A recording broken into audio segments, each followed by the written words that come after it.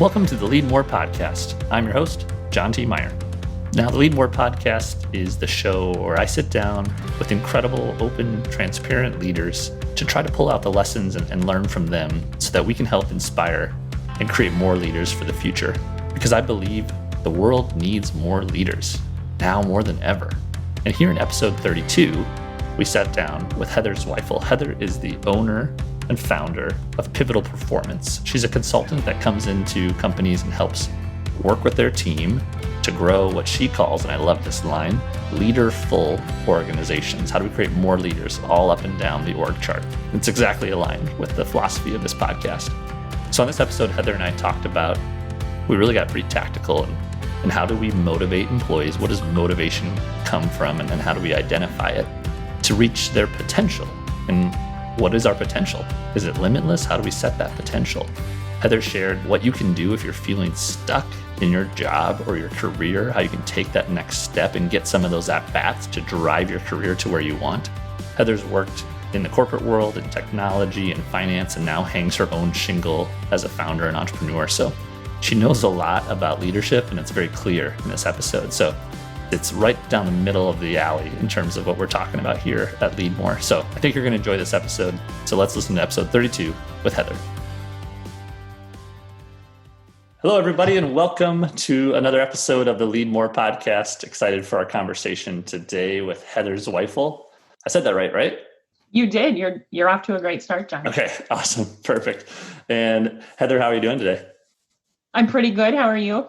Good. We were just talking about the interesting, before we hit record, the interesting dynamics of Zoom Christmases that we had this year, but so many of us were in that boat.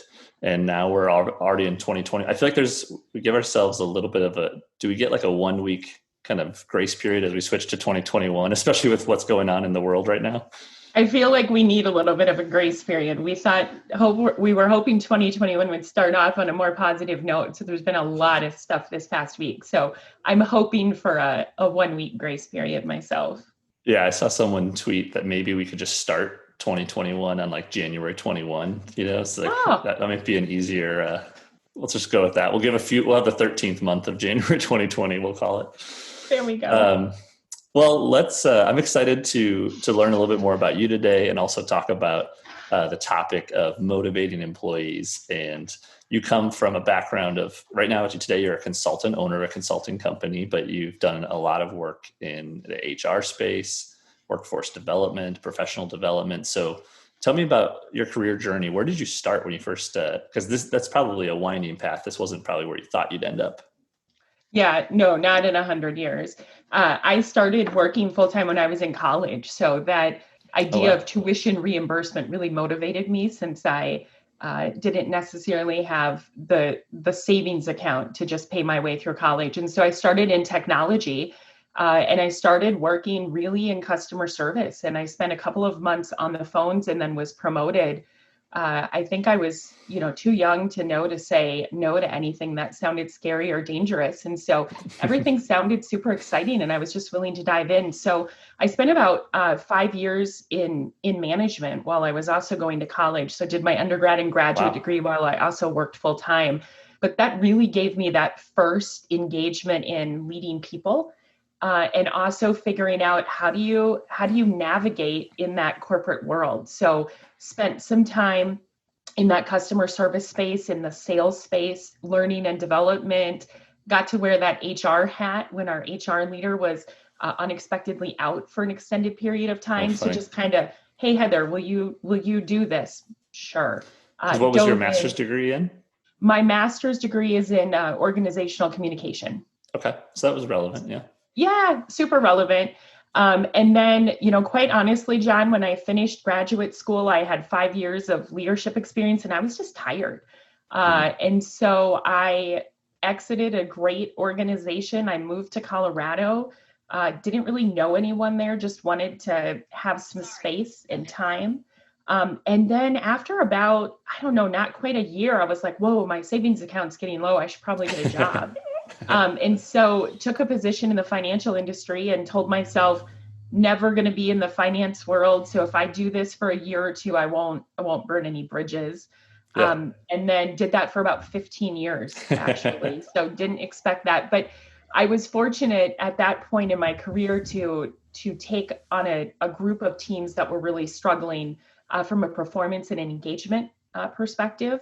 And so just coming in maybe a little bit fresh with a different set of eyes and really sitting and listening to what was working and what wasn't working, my leadership team and we had the opportunity to really transform that group. So they were, the team was stack ranked super low out of all of their peer groups. This was a large corporate finance industry company. Yeah. Yep. Large corporate finance. So we were stack ranked last. And over the course of 9 months, we looked at how did we recruit? What did we do to retain? How did we really help our employees see the value of what they were doing and how that impacted our customers? And so we moved over the course of 9 months, that leadership team really saw the potential and moved from last to second. And we started that new year in first. And so then, of course, that started this different career path for me as well within the organization, where I started to get calls to say, hey, would you come and do that here? So I turned into, for lack of better terms, kind of like a gopher, that they could just move around to areas that were maybe underperforming or not as engaged. And so then I moved and took on a larger group of the organization really started to focus in on strategy, HR, helping put the pieces together, focus on engagement, focus on customer experience. So did that for 15 years. And then I spent a couple of years in healthcare. And then the last couple of years, I've just hung my own shingle and started doing my own consulting. So I also spent, when I started to realize the passion for changing culture and creating engagement and that executive coaching and those leadership capabilities, I did my post-grad work in organizational development and leadership. And so spent a lot of time really studying engagement in customers, engagement employees. So that culture piece, the strategy piece, the change piece are all things that are really kind of close to my heart about how we think about how do we bring people along and how do we help that, that change curve, so to speak, and how do we really plan for the future instead of getting stuck for today. So kind of some diverse background over the years, but that's where I am today. And there's a lot to unpack in that. So I appreciate the download. And I want to come back to that part of the story about the ranking and the teams. But first I wanted to start with, you seem like you got thrusted into leadership roles pretty early in your career at a fairly young age. So was that something that you sought, or you were just, like you said, I was too naive, I just said yes? Or how did they fall in your lap maybe so early? Yeah, great question. It was a little bit of both. So I was fortunate that when I started in technology, I was a part of a Leaderful organization where everybody could lead, whether you were an individual contributor or a leader.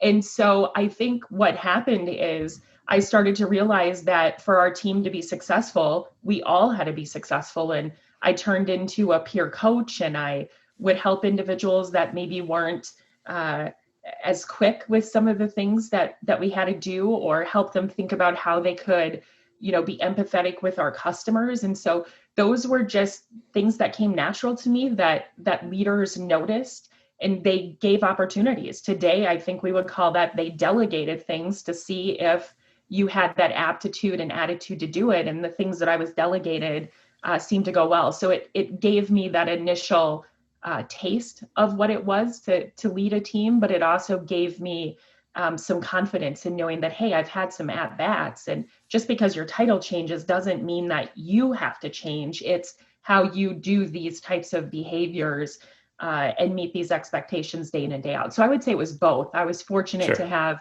a couple of really good leaders that became mentors that I keep in touch with today.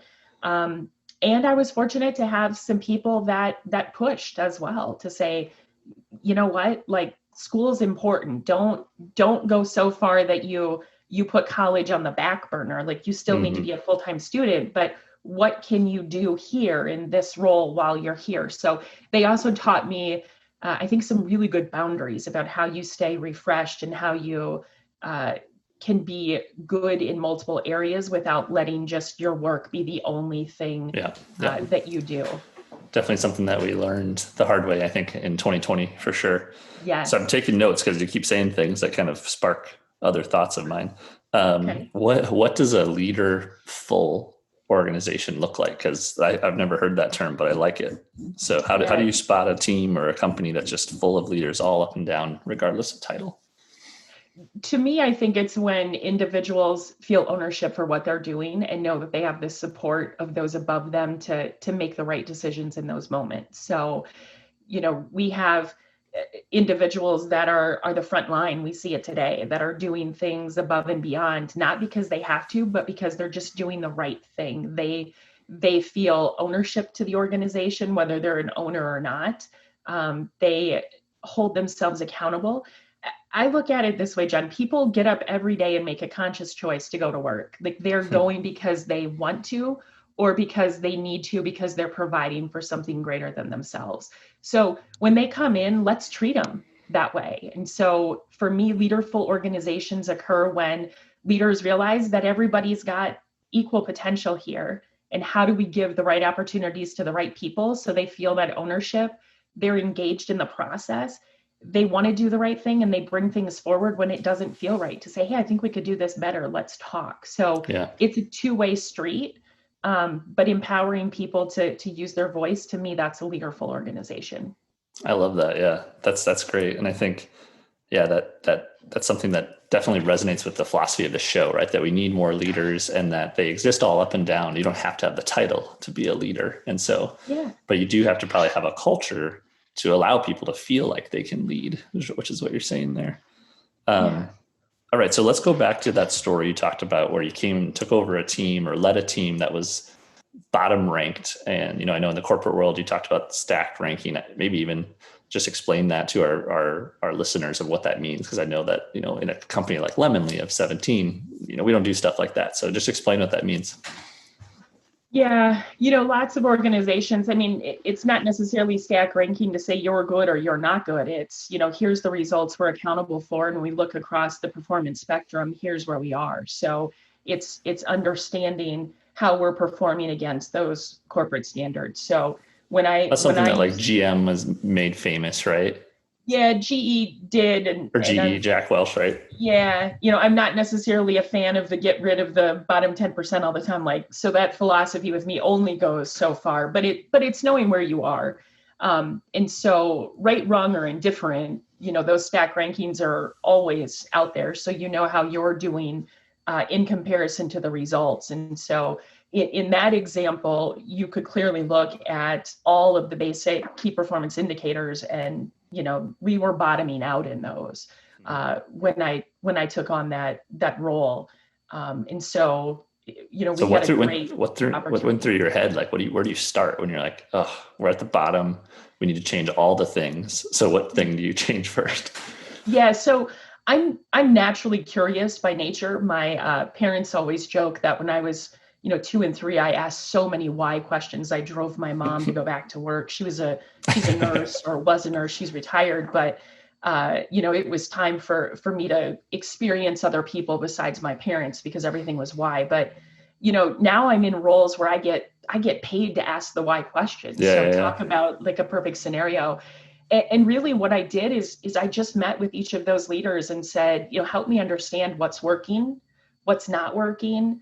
What do you see that we have for areas of success? So, not doing a full SWOT with them, but, really thinking about and asking questions that are our strengths and weakness based to really understand where their head's at. And for me, what went through my head was, wow, what an awesome opportunity.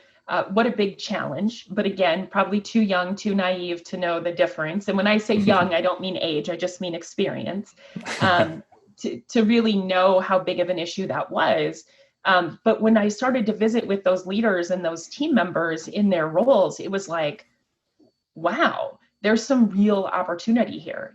Folks aren't making the connection between what I'm doing and what the impact is. And so it became, it was hard work, but it became really clear and really easy when folks started to make those natural connections and realize that, they come to work every day to help others and to serve others. And when we do it well, these are the things that we're setting those customers up for success with in the future. This is how you build a brand. This is how you gain that. And when you start, talking about, how many people did you help build a home today, or get in the home of their dreams, or, send their kids to college, or plan the best vacation, that's a different type of conversation than just asking them how many customer calls did you take today? Yeah. So it's really, what's the impact of that, and realigning the why there.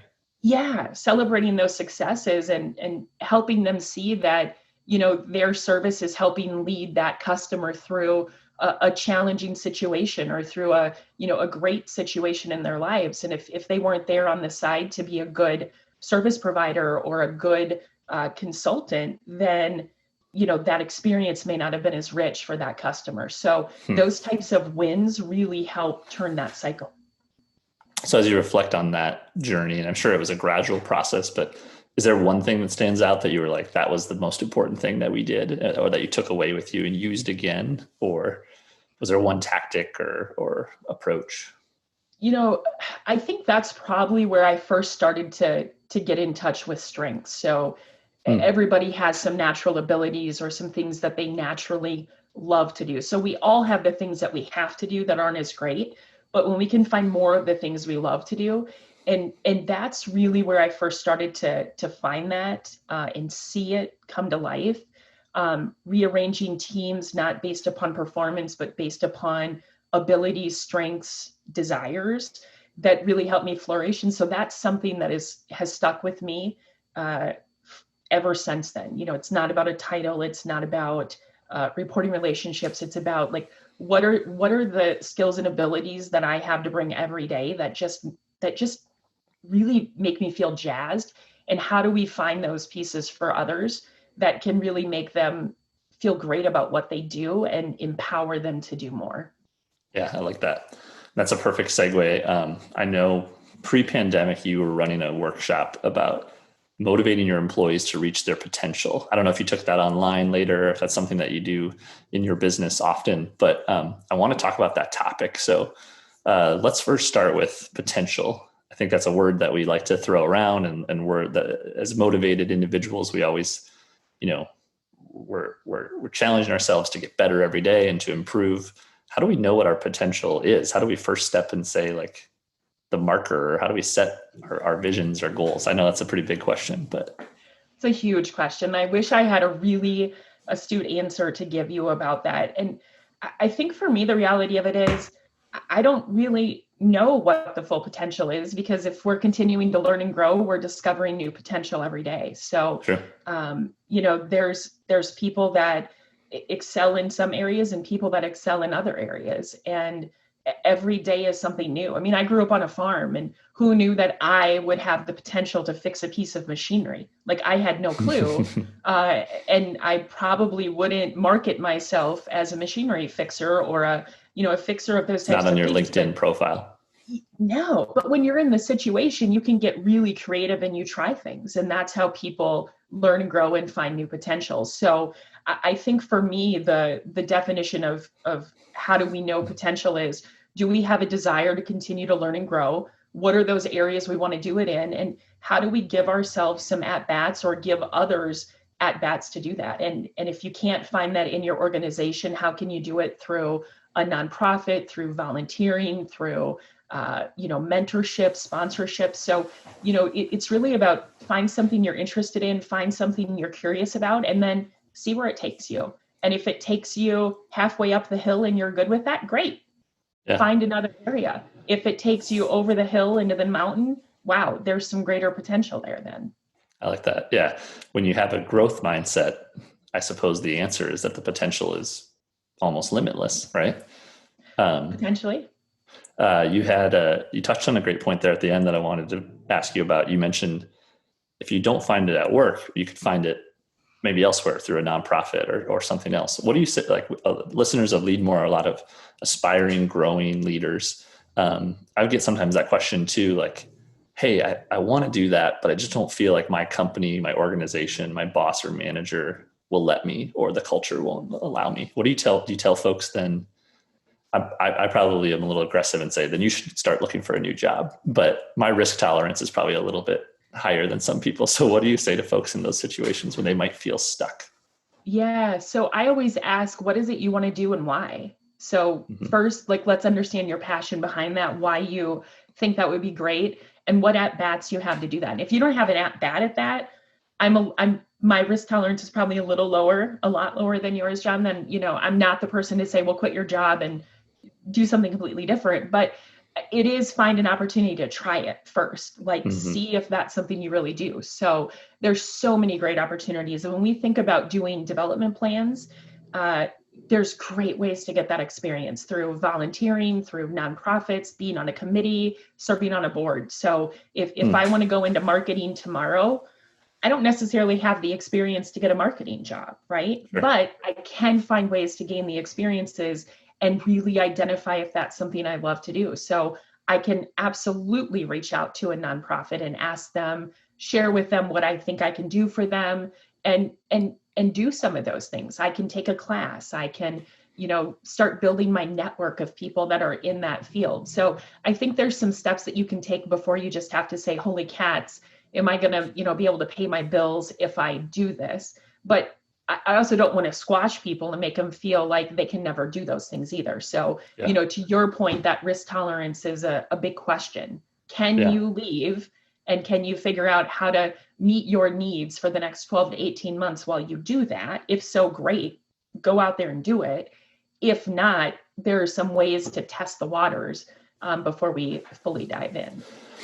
Yeah, and that's probably a sidebar, but I was just in a conversation yesterday with someone talking about big change, and they raised the thought of like, maybe we're so much more adaptable and willing to accept big change based on everything we went through in 2020, right? Like our ability, this term, I think they call it antifragile. We're now so much more, go remote, sure. Live it through a pandemic, sure, right? We're willing to do it now because we had to. Yeah, I think 2021, and it's going to be an interesting year to see where people do that. I also think it's going to be an interesting year because now we've found, as businesses have found that folks can work from home. I think there was some mystery behind that before. So we found that, wow, amazingly enough, our employees still get the work done, and they're able to do multiple things. And so are folks really going to want to go back the way it was before? And so I think there's going to be some interesting changes to the landscape about what that looks like, and, gig opportunities coming up to try new things. So it's going to be a really interesting year as we start to find out what this next normal period looks like and how we all adjust to that to meet the needs of those individuals we work with every day. Next normal. I haven't heard that one. I like that. That's good. And especially for, in our neck of the woods in Sioux Falls, you now have, what does that mean for employers when they're thinking about offices and real estate and where space? But on the employee side, recognizing that, you could live in Sioux Falls and love your life in South Dakota, but maybe work for someone anywhere in the world. Yeah. The opportunities expand. And really, I think it's a win-win, right? The employers can hire anywhere, employees can work anywhere. And so I think it's exciting. It's going to be a very different landscape. It's going to be fun to see how it shakes out. Okay, cool. So we talked about the potential side of that workshop. Now let's talk about the motivation side. So if leaders are listening to this and they're thinking, man, 2020 was rough. Like, I don't get to see my employees. We're always doing Zoom calls. I can't give them a high five or a handshake. I don't know how they're doing. Motivation, like, that can be a tough, you don't want to push too hard. We want to be like, empathetic and recognize the situation we're in, but at the same time, people do want to reach their potential. So talk to me about motivation. Yeah. So, from a motivation standpoint, I talk a lot about really being transparent with what the expectations are, what I hope for as a leader from my employees, and really listening to what they hope for. So what is it that they want to achieve? What is it that they want to be known for? And how do they want to do their work day in and day out? So there's those curbs and gutters are super wide when you have those conversations. And at the end of the day, what I found, what research will tell us, is that people want to do a good job. So if we're really clear in what the expectations are And if we're really clear on what we see, what our employees are seeing, and we have those conversations, that motivation becomes a lot easier, because individuals can see themselves meeting these goals, achieving the milestones, getting the recognition for the work that they're doing and how they're helping others. And that's what continues to grow that company. That's what continues to grow a book of business. That's what continues to grow a relationship. And so those conversations are the gateways to building a relationship. And I firmly believe that when you can have a great relationship with your team and you know something more about them than just what they do at work, but you know, activities that their families are involved in, or how they celebrate their holidays, what's important to them, giving them the flexibility to be a great person, a great parent, have the time to do those things while also doing their work. Those relationships then really start to form and further develop that motivation, because now you're not working for someone, you're working with someone. You're totally working side by side with them. And so those pieces are huge. We would look at and say, if there were a couple of key pieces of driving motivation, what would those be? And when I was doing a lot of work around engagement, doing my dissertation on engagement, there are two pieces that stood out in all of the research and the work. And that's really giving recognition that's real time and important to those individuals, so the way they want to be recognized, as well as providing immediate feedback. So if you see it, say it and be specific. If it's great, tell them. If it's not so great, let's have a conversation about that and make it better. So there's never a surprise. Nobody should be feeling like they can be caught off guard in 3 months when we sit down and have a conversation about their performance. So, those two pieces really seem to motivate quickly and deeply. That's a great answer. I think those 2 points about feedback and recognition have been challenged a little bit in a remote world, right? Because a Slack message or like a text, it just doesn't quite feel the same as ringing a bell in the office or like kind of giving a high five. I think that's been one of the things that leaders have had to adjust. How do we fairly, transparently give feedback, but how do we give appropriate recognition in a virtual world? And I know not everybody's working virtual, but for some of the people you're probably working with, I'm guessing they are. Yeah. And I've had the experience of working with some pretty large organizations. And so virtual was just always a part of what we did. It rarely did I ever have my team in my city. It was across multiple cities, across the footprint. And so it's really getting good at listening, pausing, giving people time to react and respond, and setting the stage. So if there's going to be a message that's a little bit tougher than normal, it's setting the stage for that. So people, when they get on the phone or when they get on the video chat, they know that it's not a happy-go-lucky day. It's we really want to have a conversation about X, Y, and Z. It also gives those folks, time to think and prepare. So, maybe I'm okay at, talking off the cuff and answering questions that I don't know in advance. Not everybody is. And so if we can give them the gift of time to prepare for that in a virtual environment, that's really helpful as well. They can be prepared for that dialogue. I think what you just described is as I've grown a little bit older, some self-awareness. That's probably one of my faults as a leader, is sort of understanding that not everybody's communication and sort of level of digestive information is the same as mine, right? I'm on the go. I'm flexible. Let's say it how it is, and adapt to change, and let's go. And recognizing that, we have team members who want to sit with it for a while, who want to think about it, who want to understand context, and we talk about strengths. We did Strengths Finder here at Lemonly, and just recognizing that we can be so different and unique, even though we can still work together. So that's been a slow learned, but well learned lesson of mine for sure. I'm still learning that lesson, because I know that it's to be true, but like you, I like to sit down and have a conversation and then think about, okay, let's get started. And so I always try to surround myself with somebody that's going to help me check myself before, we go down a dangerous path. But that's always a good one on the top of my mind too.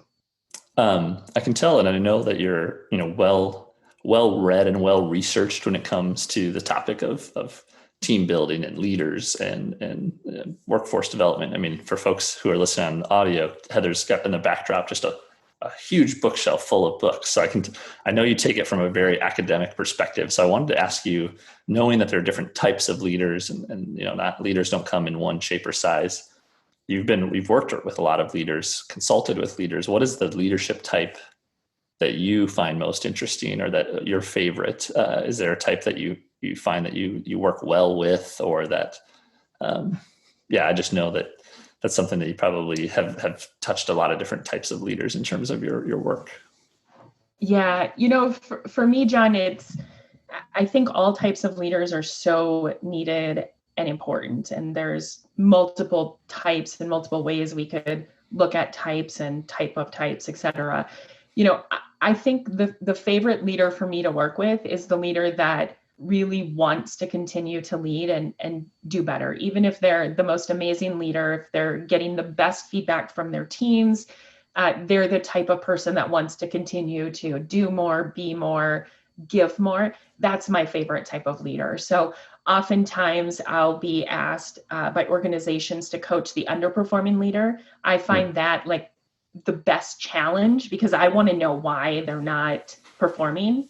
And for me, those are the most gratifying ones, is when you can help that leader just find that, one or two things that maybe aren't natural strengths for them, but they can sugarcoat them well enough that their other strengths can shine through, or they've been typed as, they're never going to be the best leader because they don't display X, Y, or Z. So when you can help them get over that and build their confidence in other areas and help them be just competent enough, those are my favorite types of leaders to work with. So outside of a type that you're probably looking for, I want to keep that pretty general, because I think that most people have really good leadership potential, and the ones that don't succeed are either the ones that aren't willing to look themselves in the mirror and make improvements, or simply don't want to be in a leadership role.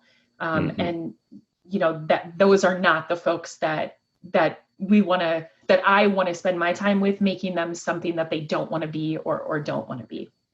So I'm sure you've heard this classic question: do you believe leaders are born, or are they made?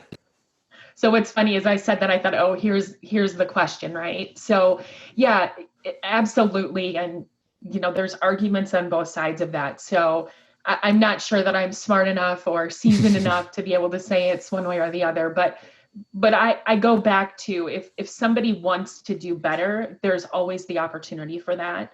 And because I'm a big believer in leaderful organizations, I also believe that a leader doesn't have to have the title of a leader.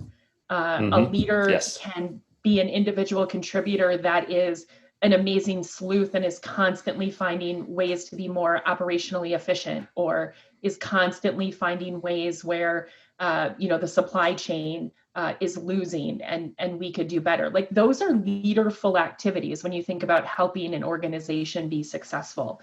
And so I do think that there's leadership potential in everyone, but how we use that, or the roles we put folks in, that makes a difference. I'm a big non-believer in promoting people just because they've been there the longest and they should do it. Yes. I'm a big believer in giving people some at-bats, and when they show the types of skills and strengths we're looking for, and they show the desire to lead in the way that the organization is looking for, those are great opportunities for, to turn those folks into a more formal leader, but really honoring those individual leaders.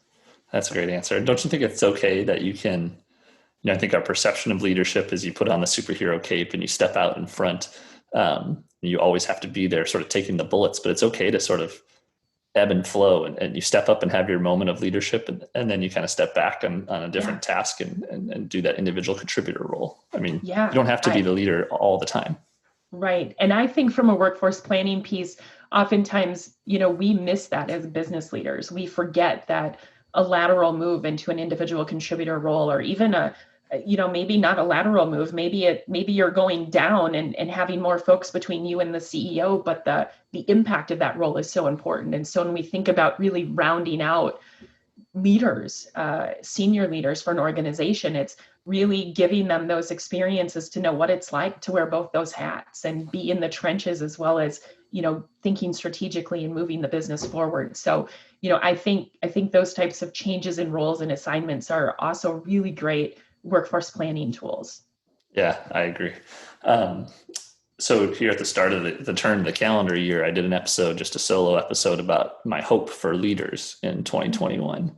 And I went back and asked past guests, like, what's one thing you hope to see leaders do in 2021? Because, this podcast, I think, started at a good time in 2020, where we saw leaders kind of go both ways. We saw leaders really step up and rise to the occasion. And we saw some just kind of go missing in action.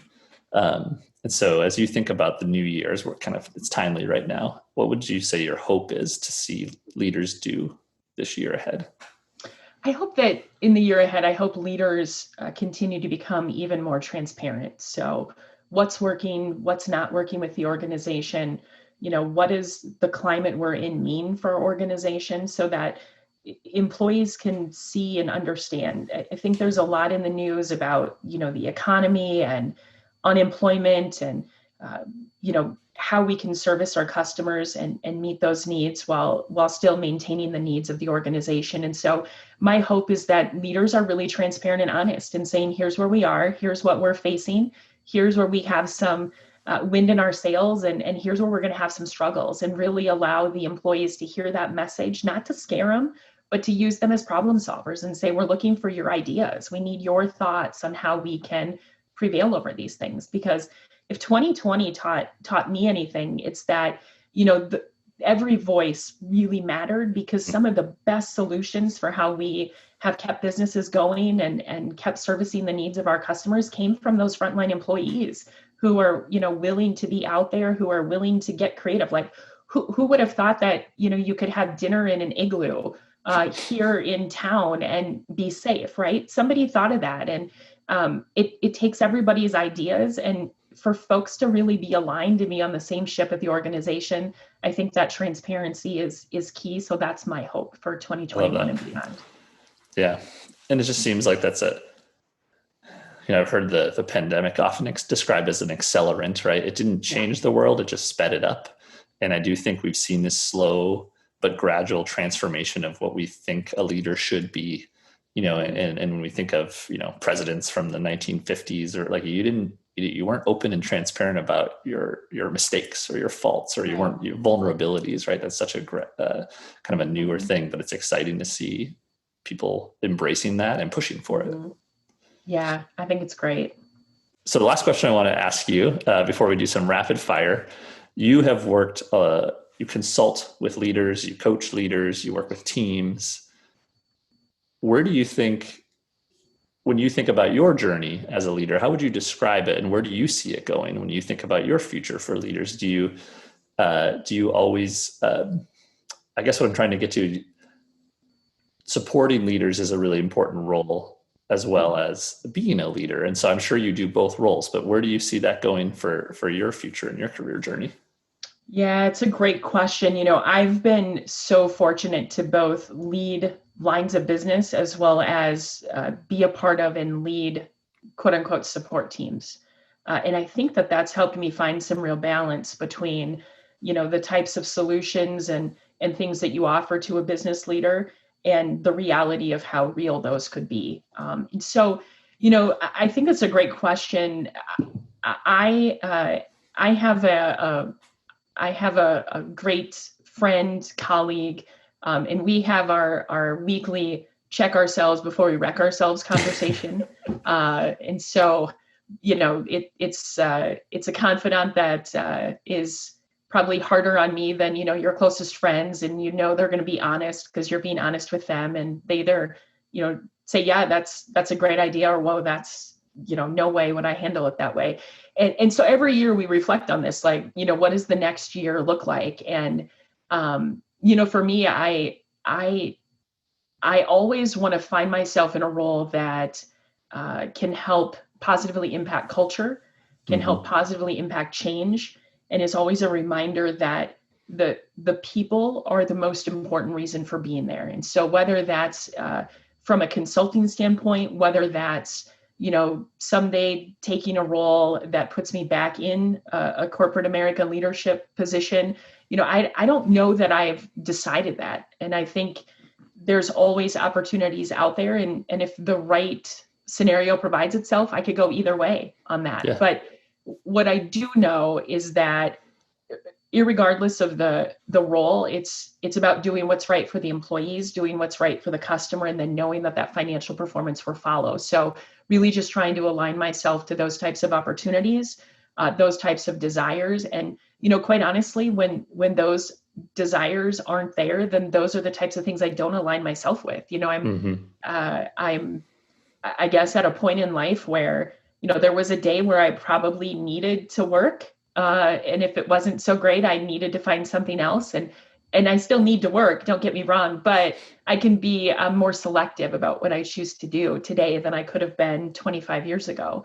Sure. And so it's a different feeling when you can say, yeah, if that doesn't align with me, or if you do that and the tide doesn't change the way you think it did, you can step back and ask yourself the question, is this the right place for me right now? Or is there something better that I can do to help others? And if I can help and serve others in a capacity of an engaging culture, then that's where I'll align myself. Yeah, I love that. I think a trend we've seen with a lot of the leaders on this show is this sort of winding career path that's sometimes unplanned and unknown. I mean, even Governor Dugard in episode 1 was like, I never thought I would be governor, right? And leaders just sort of kind of rise to the top, and opportunities present themselves, and they seize them. And so it's exciting. I'm excited to follow, where things go with your path. So awesome. Thanks, John. Let's move into some rapid fire just to learn a little bit more about you. So at the end here, I don't know if you're a reader. I'm guessing you are, given your bookshelf behind you. Is there a book that you often recommend, or one that you've read recently that you really, really enjoyed? Yeah, a book that I often recommend is called Human Sigma. And it's really just the nuts and bolts of how do we engage and get to know our people and move things forward. So that's one of my favorites. And it actually prompted my dissertation. So it's an oldie, but it's still a pretty good one. Those are the good ones, the ones that aren't just like the airport, top shelf one. Right. We were talking before we hit record, 2020, and now, of course, the first week of 2021 have been pretty stressful. What's a way that you unplug, de-stress, kind of find yourself some mental space?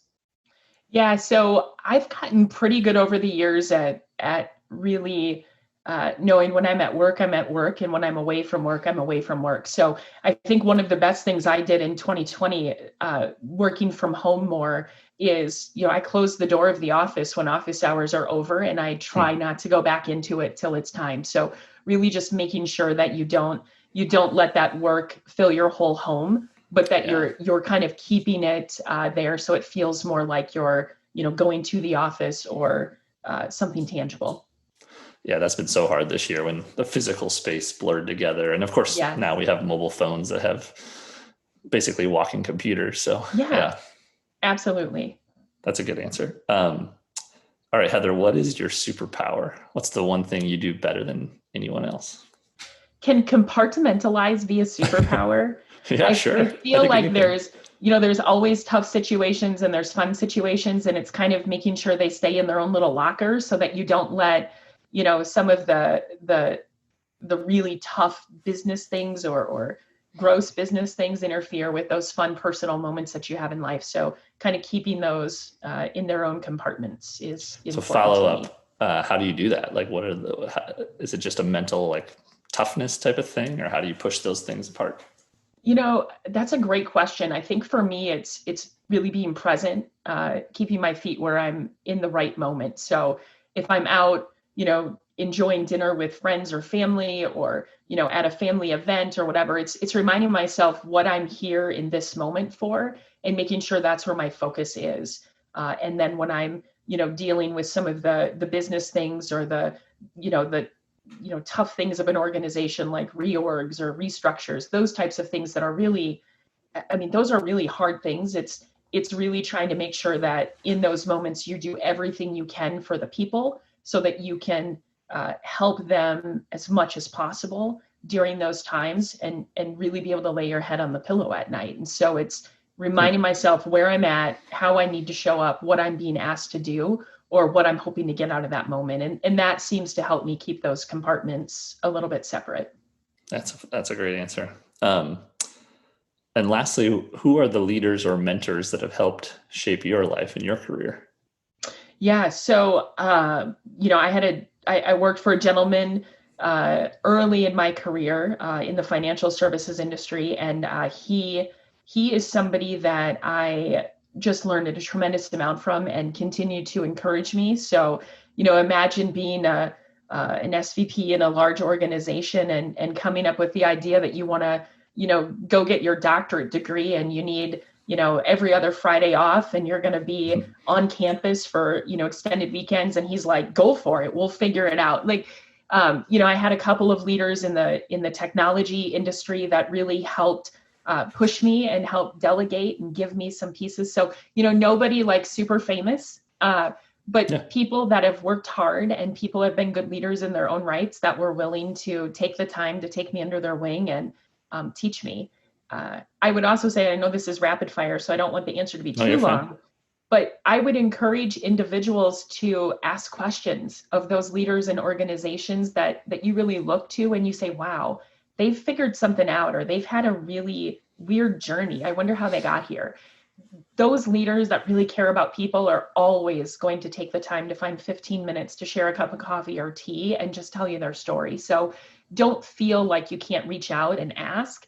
And one of my mentors encouraged me to do that. And I did that a lot in my career in the right moments. And it really helped me think about, wow, these are some great leadership skills. How can I use these or how can I find these into myself? Those are the types of mentors and leaders to attach yourself to. Yeah, that's so true. I think this perception of that they're too busy or they won't want to spend time, with me, and recognizing that leaders love to help. And, people also like to pontificate about their wisdom and share their knowledge and reflect on their experiences. And so, can we talk for 20 minutes? I mean, especially in today's world, it's just a Zoom call with anyone in the world, right? Like anybody's at your fingertips. It's just a message away. Limitless right now. So that's an awesome way to finish, because I wanted to ask you this, because if someone's listening to this show and just hearing you talk about, I might feel stuck in my career and what can I do next, or what's my next step? And so, you're a consultant, you have your own business, hung your own shingle, but if somebody wants to just call you for a Zoom coffee and ask you a question, how can someone get a hold of you? Website or email or whatever you're willing to share? Yeah, no, you can email me. So it's just h_ZWEIFEL@yahoo.com. So shoot me a note. And I'm happy to connect and see what curious questions I can ask that might help them think about what their journey is. Or if they have questions of me, I'm happy to give any answers I can that would be helpful. That's awesome. Well, thank you for not only being a great leader, but helping create more of them, which is what we want to see at Leadmore. And so this was an awesome conversation. Thanks for the time today, Heather. Awesome. Thanks for having me, John. All right, you take care. All right, everyone, that was episode 32 with Heather Zweifel. Thanks to Heather for her time and that really insightful conversation. I enjoyed it. All right, so I hope you all have a great start of the 2021 year. I know as we referenced on this episode, we recorded this January 8th. It started a little rocky, definitely, for sure. I know we have to get through some of this darkness before we get to the light at the other end of the tunnel, but I do see that light and I know we're going to get there. We just need more leaders to help us get there. We got to believe in it. So keep your head up and keep trucking forward. Reminder, we drop new episodes of the Leadmore podcast every Thursday. Get them wherever you subscribe to podcasts. Leave us a review if you like this show. And thanks as always for coming to listen to the Leadmore podcast. Be well.